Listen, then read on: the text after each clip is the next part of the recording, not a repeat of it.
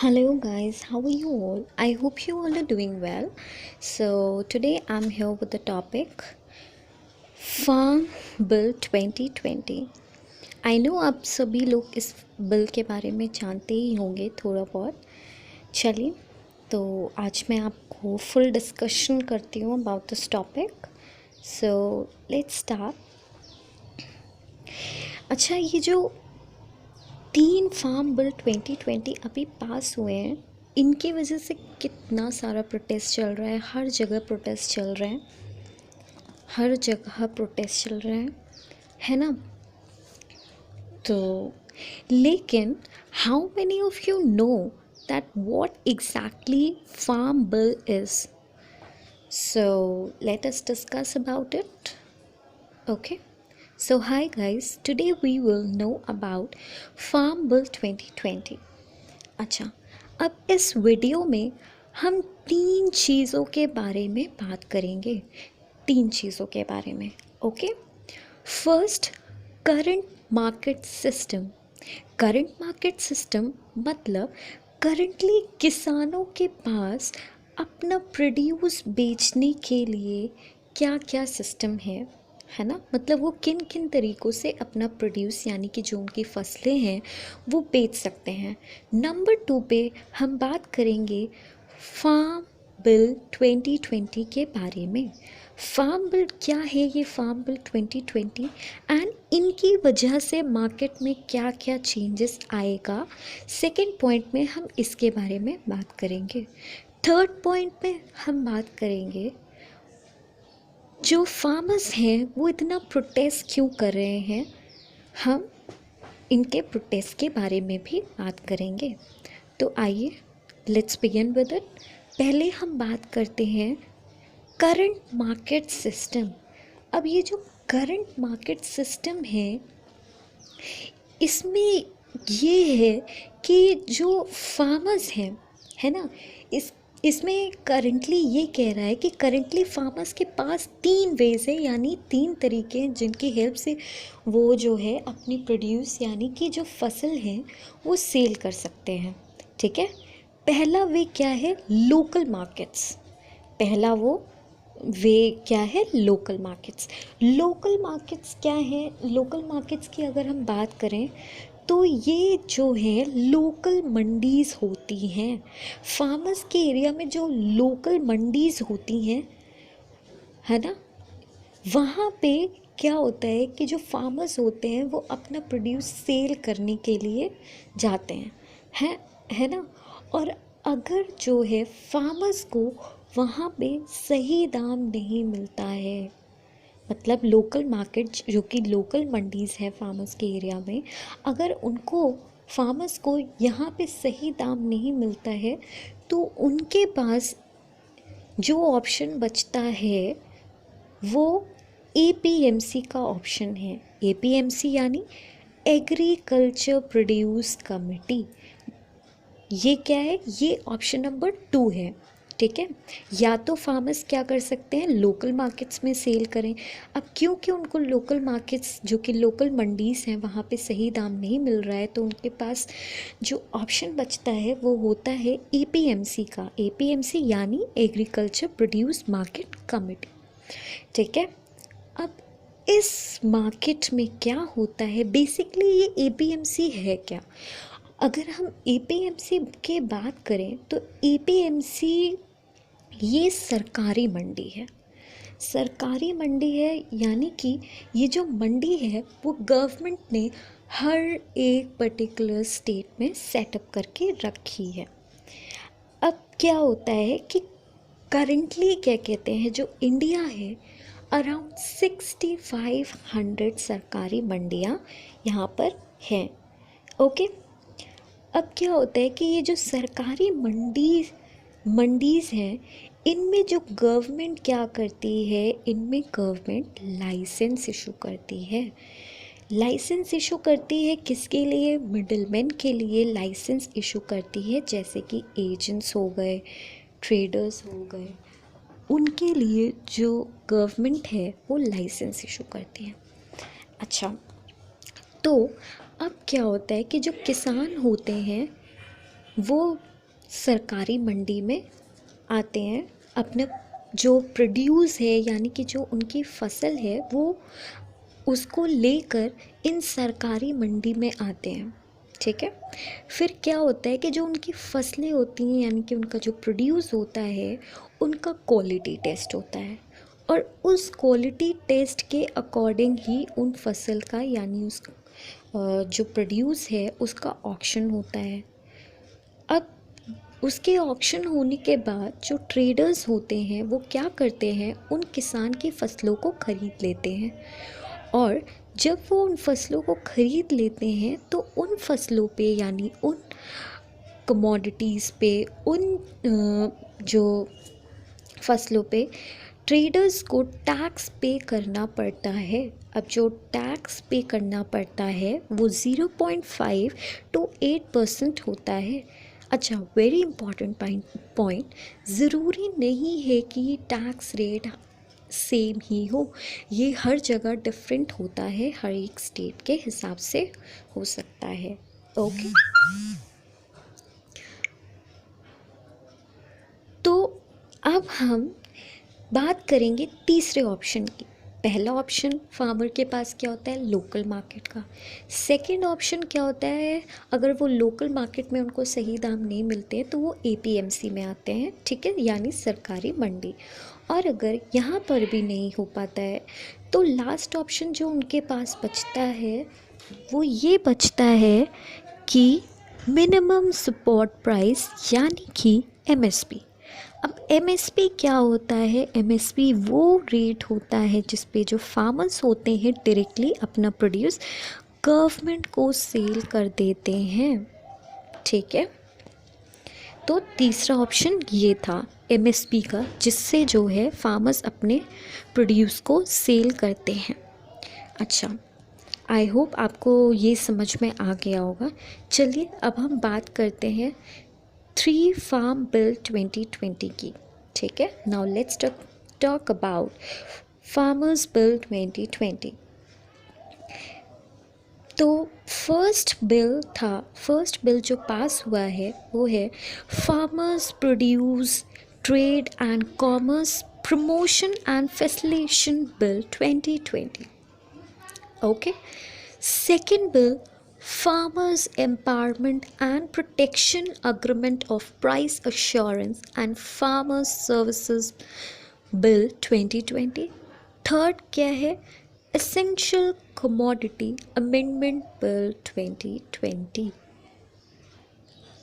Okay, तो अब धीरे धीरे बात करते हैं लाइन वाइज कि फर्स्ट बिल के बारे में, ये फर्स्ट बिल क्या कहता है।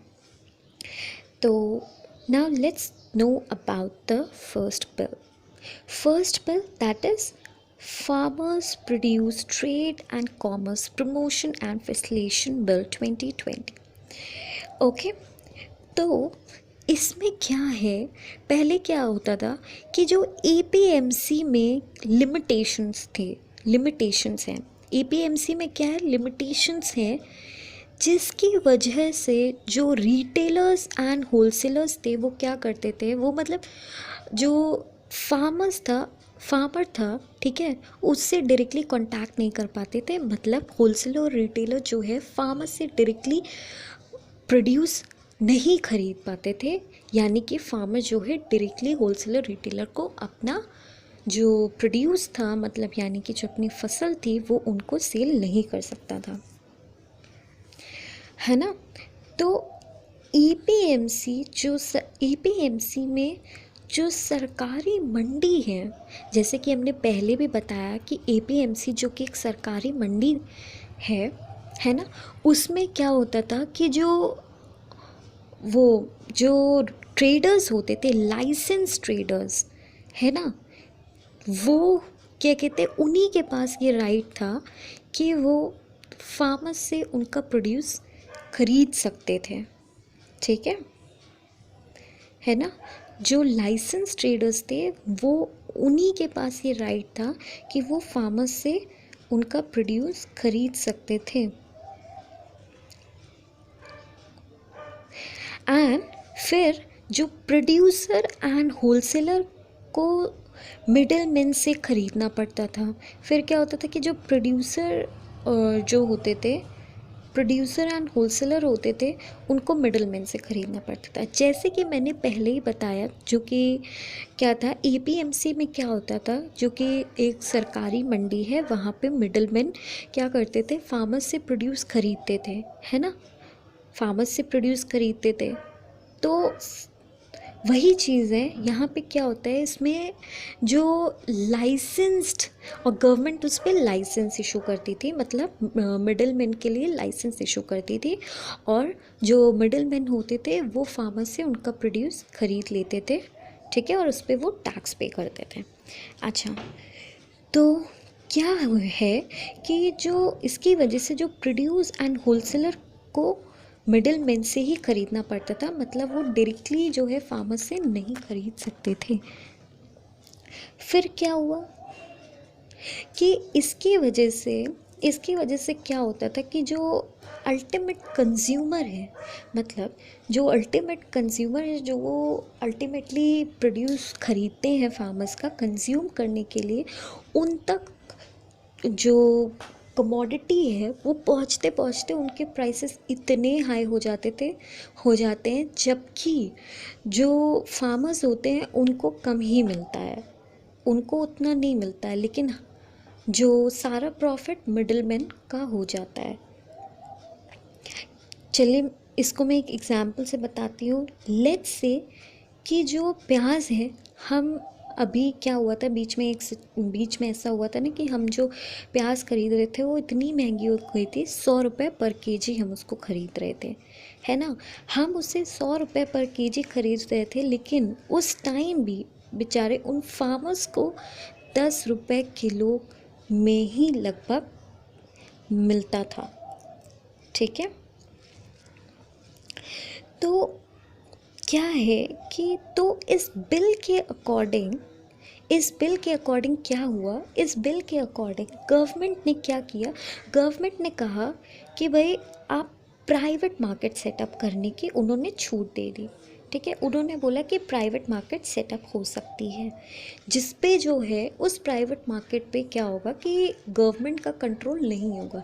पहले क्या होता था, सरकारी मंडीज़ होती थी जिस पे गवर्नमेंट का कंट्रोल होता था, लेकिन इस बिल के अकॉर्डिंग क्या हुआ कि गवर्नमेंट ने ये छूट दे दी है कि प्राइवेट मार्केट सेटअप हो सकती है, और उस पर क्या होगा, गवर्नमेंट का कोई कंट्रोल नहीं रहेगा, ठीक है, और जिसकी वजह से क्या होगा, जो फार्मर्स होंगे वो मिडिल मैन को पास करते हुए डायरेक्टली इंस्टीट्यूशनल बायर्स या फिर होलसेलर्स तक अपना प्रोड्यूस सेल कर सकते हैं, अपनी कमोडिटीज़ बेच सकते हैं, यानी कि अपनी फसल बेच सकते हैं।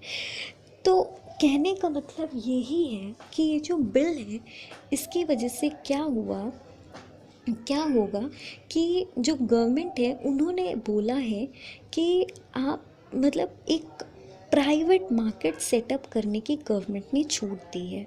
अब उस प्राइवेट मार्केट को सेटअप करने से क्या होगा कि जो गवर्नमेंट है उसका कंट्रोल नहीं होगा, और उसका कंट्रोल नहीं होगा तो इसकी वजह से जो फार्मर्स होंगे, जो कि अपना प्रोड्यूस पहले जो कि सरकारी मंडीज़ में मिडिल मैन को सेल करते थे, यहाँ पे उनको मिडिल मैन को नहीं सेल करनी पड़ेगी, वो डायरेक्टली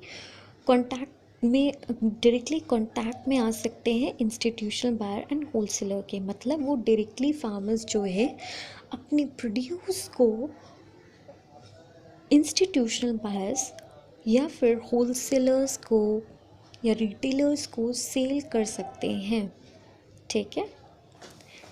तो इससे क्या होगा कि पहले जो, जैसे कि अभी मैंने आपको प्याज वाला एग्जांपल दिया कि हम जो है प्याज 100 रुपये पर केजी ख़रीद रहे थे, लेकिन मिडिल मैन की वजह से उनको लगभग इतने का ही पड़ता होगा, 10 रुपये केजी या उससे थोड़ा बहुत ज़्यादा, ये एक एग्जांपल है ना। तो उसे की वजह से, मिडिल मैन की वजह से इतना ज़्यादा प्राइस में डिफरेंस आता था। बट यहाँ अब क्या होगा, इस बिल के आने से जो फार्मर्स होंगे वो क्योंकि अपना प्रोड्यूस डायरेक्टली सेल कर देंगे इंस्टीट्यूशनल बायर्स को, तो इससे क्या होगा कि जो फार्मर्स होंगे उनको ये चांसेस रहेंगे कि वो हाई प्राइसेस उनको मिल सकते हैं, उनको ज़्यादा प्राइस मिल सकते हैं अपनी कमोडिटी के सेल करने पे। अच्छा, तो आई होप आपको फर्स्ट बिल के बारे में अच्छे से समझ में आया होगा कि क्या है फर्स्ट बिल में. Now let's talk about second bill, that is farmers empowerment and protection agreement of price assurance and farm services bill 2020. अच्छा, अब ये जो बिल है ये बेसिकली बेस्ड है कॉन्ट्रैक्ट पे. ठीक, ये बिल बेसिकली कॉन्ट्रैक्ट के ऊपर बेस्ड है. ठीक है, इस बिल के अकॉर्डिंग क्या होगा, इस बिल के अकॉर्डिंग जो फार्मर्स होंगे, ठीक है, वो इंस्टीट्यूशनल बायर से कॉन्ट्रैक्ट कर सकते हैं.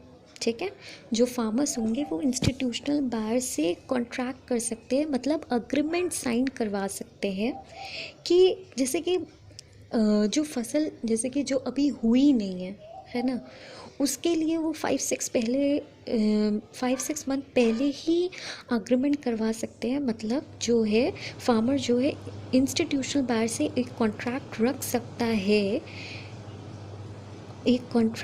सकता है कि वो उनकी क्रॉप इस पर्टिकुलर रेट पे खरीदेंगे. ठीक है, अब इस कॉन्ट्रैक्ट की वजह से क्या होगा, इस कॉन्ट्रैक्ट की वजह से ये होगा कि जो रेट होगा, ठीक है, जिस रेट पे उसने पहले 5-6 मंथ पहले क्रॉप के होने से पहले जो कॉन्ट्रैक्ट किया होगा, जिस रेट पे कॉन्ट्रैक्ट किया होगा, उसको वही रेट उसको बाद में मिलेगा. ठीक है, लेट्स से एक एग्जाम्पल लेते हैं कि फार्मर ने एक इंस्टीट्यूशनल बायर से कॉन्ट्रैक्ट किया. ठीक है, फार्मर ने इंस्टीट्यूशनल बायर से कॉन्ट्रैक्ट किया. उस टाइम उस कॉन्ट्रैक्ट में उसने जो अग्रीमेंट साइन करवाया, ठीक है, उसमें क्या था, उसने जो है कहा कि 2100 पर क्विंटल रेट पर वो अपना प्रोड्यूस सेल करेगा इंस्टीट्यूशनल बायर को. ठीक है, अब वो कॉन्ट्रैक्ट सेल हो गया. अच्छा, अब कुछ टाइम बाद क्या हो रहा है कि मार्केट में अचानक से डाउनफॉल आ गया. अब मार्केट में अचानक से डाउनफॉल आने से जो रेट 2100 पर क्विंटल का उस टाइम पे प्राइस था, वो अब डाउनफॉल आने की वजह से 1700 पर क्विंटल हो गया. लेकिन क्योंकि अब जो कॉन्ट्रैक्ट हुआ था, मतलब जो पहले अग्रीमेंट हुआ था, उसकी वजह से क्या होगा, फार्मर को 2100 पर क्विंटल प्राइस ही मिलेगा. क्योंकि और जो इंस्टीट्यूशनल बायर होगा वो, क्योंकि उसने कॉन्ट्रैक्ट किया था फार्मर से, उसको भी 2100 पर क्विंटल प्राइस के अकॉर्डिंग ही प्रोड्यूस खरीदना पड़ेगा. तो इससे जो है फार्मर को जो कॉन्ट्रैक्ट की हेल्प से जो उसने प्राइस पहले सेटअप किया था, डाउनफॉल आने पर भी मार्केट में उसको उस चीज़ का फेस नहीं करना पड़ेगा, उस डाउनफॉल का इम्पैक्ट नहीं झेलना पड़ेगा. ठीक है, चलिए अब हम बात करते हैं थर्ड बिल के बारे में. ठीक है, तो थर्ड बिल क्या है, third bill is that essential commodities amendment bill 2020. अच्छा, अब ये थर्ड बिल क्या कहता है, थर्ड बिल के अकॉर्डिंग ईयर 1955 में क्या था, इसके अकॉर्डिंग कोई भी इसमें मेंशन आइटम की स्टोरेज एक लिमिटेड अमाउंट से ज़्यादा नहीं रखा जा सकता था.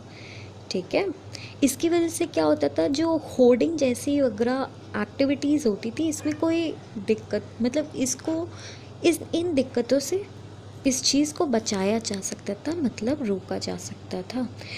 तो अब क्या हुआ, अब क्योंकि इस बिल में अमेंडमेंट आ गए. अच्छा, अमेंडमेंट मतलब चेंजेस आ गए, कुछ इसमें चेंजेस आ गए. अब जो अमेंडमेंट आया, उस अमेंडमेंट के अकॉर्डिंग, उस अमेंडमेंट की वजह से इसमें कुछ आइटम्स को हटा दिया गया है, जैसे कि cereals, pulses, potato, edible oil etcetera. Okay, तो ये था थर्ड बिल. अच्छा, अब हम आते हैं लास्ट पॉइंट. लास्ट पॉइंट क्या था, मैंने कहा था कि मैं आपसे अब ये प्रोटेस्ट इतना क्यों हो रहा है उस बारे में बात करूँगी। तो चलिए जानते हैं कि फार्मर्स इतना प्रोटेस्ट क्यों कर रहे हैं। फार्मर्स हो गए, कुछ ट्रेडर्स भी हैं एंड कुछ स्टेट गवर्नमेंट भी हैं जो इस चीज़ का, इस बिल का, जो 3 बिल पास हुए हैं इनका प्रोटेस्ट कर रही हैं। अच्छा, बात करते हैं सबसे पहले कुछ स्टेट गवर्नमेंट क्यों इस बिल का प्रोटेस्ट कर रही हैं। वो इसलिए कर रही हैं कि बिल के आने से पहले क्या था, जैसे कि मैंने आपको पहले की सिचुएशन बताई, तो उसमें क्या था, एपीएमसी में जो फार्मर्स थे, एपीएमसी यानी सरकारी मंडी में जो फार्मर्स थे वो क्या करते थे, उनको गवर्नमेंट इशू करती थी लाइसेंस, और उस लाइसेंस इशू करती थी, और फिर जो है जो लाइसेंस्ड मिडल मैन होते थे वो ही उस कमोडिटी को, उस फसल को फार्मर से ख़रीद सकते थे। और उस कमोडिटी, उस फसल को फार्मर से ख़रीदने के बाद क्या होता था, उन कमोडिटीज़ पर टैक्स पे करते थे 0.5%, क्या था, क्या 0.5 to 8%, हाँ मैंने बताया था। तो मतलब उस अकॉर्डिंग वो टैक्स पे करते थे। अब क्योंकि ये बिल आ गया है, अब इस बिल की वजह से क्या हुआ है कि प्राइवेट मार्केट सेटअप हो गई हैं, जिनकी वजह से जो स्टेट गवर्नमेंट होंगी अब उनको टैक्सेस नहीं मिल पाएंगे। तो ये है रीज़न स्टेट गवर्नमेंट का। अब बात करते हैं किसान क्यों प्रोटेस्ट कर रहे हैं। किसान प्रोटेस्ट कर रहे हैं, उनके कुछ लीडर्स भी प्रोटेस्ट कर रहे हैं। अब वो क्यों प्रोटेस्ट कर रहे हैं, वो इसलिए प्रोटेस्ट कर रहे हैं, उनका ये कहना है कि जो एपीएमसी है, एपीएमसी में जो शुरू में क्या होगा, जो एपीएमसी उसमें जो ख़रीद होगी है ना, वो बिल्कुल बंद हो जाएगी। उनका ये कहना है बिकॉज़ ऑफ प्राइवेट मार्केट, क्योंकि उसमें प्राइवेट मार्केट में टैक्स नहीं पे करना पड़ रहा है। तो इनका ये कहने का मतलब है कि शुरू में क्या होगा, किसानों को तो फ़ायदा होगा, लेकिन लॉन्ग रन में ऐसा नहीं हो पाएगा। उनका ये कहना है लॉन्ग रन में ऐसा क्यों नहीं हो पाएगा। उन्होंने कहा कि भाई जब प्राइवेट मार्केट सेट हो जाएगी जिस पे गवर्नमेंट का कोई कंट्रोल नहीं रहेगा, तो जो लो स्किल्ड फार्मर्स होंगे उनका एक्सप्लॉयटेशन होना शुरू हो जाएगा। फार्मर्स का ये कहना है। और फार्मर्स का एक और बात भी उनका है जो कि फार्मर्स कह रहे हैं। उनका ये कहना है कि पूरे बिल में इन्होंने, जो कि एमएसपी की बात नहीं की गई है, मिनिमम सपोर्ट प्राइस की बात नहीं की गई है, जो कि पहले थी। मतलब एमएसपी मैंने जैसे कि आपको पहले बता चुका है, एमएसपी वो रेट था जिस पे जो है जो फार्मर्स थे वो गवर्नमेंट को डायरेक्टली अपना प्रोड्यूस सेल कर देते थे। तो अब ये फार्मर्स कह रहे हैं कि इस पूरे बिल में इन्होंने एमएसपी की बात नहीं की है। तो ये थे बिल, ये थे तीनों बिल जिसके बारे में मैंने आपको बताया। आई होप अब आपको इन बिल के बारे में अच्छे से सारी चीज़ें पता हो गई होंगी। सारी सिचुएशन क्या पहले थी, क्या अब है, क्या चेंजेस आए हैं, इनके बारे में अब सब आप जान चुके होंगे। अब इसके अकॉर्डिंग आपको क्या लगता है कि क्या बेनिफिट है, क्या फ़ायदे हैं, क्या नुकसान है, ये आप खुद आइडिया लगा सकते हैं। तो आई होप आपको ये सब अच्छे से समझ में आया होगा। Thank you. And if you like this video, then like, share and subscribe and do hit the bell icon.